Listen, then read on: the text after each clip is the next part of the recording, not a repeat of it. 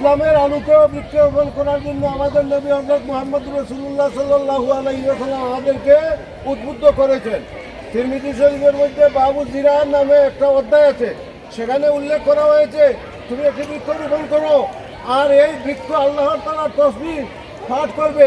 একটি বৃক্ষ কেটে ফেললে তোমরা আরও 5টি বৃক্ষরোপণ করো। সেই হিসাবে আমরা ইসলামের আলোকে রাসূলুল্লাহর সুন্নত হিসাবে, সরকারি নির্দেশ হিসাবে আমরা আজকে বৃক্ষরোপণ কর্মসূচি পালন করছি। আল্লাহ যেন আমাদের এই কর্মসূচিতে কবুল মঞ্জুর করেন এবং রাসূলুল্লাহর সুন্নতের উপরে সবসময় আমল করার তৌফিক আল্লাহ আমাদের দান করেন। খুদা হাফিজ।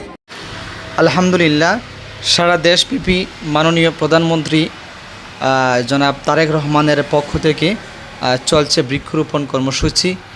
তারই ধারাবাহিকতায় হাউসা ফুরকানিয়া ইরফানিয়া আলী মাদ্রাসায় আজকে আমরা বৃক্ষরোপণ কর্মসূচি 2026 পালন করেছি।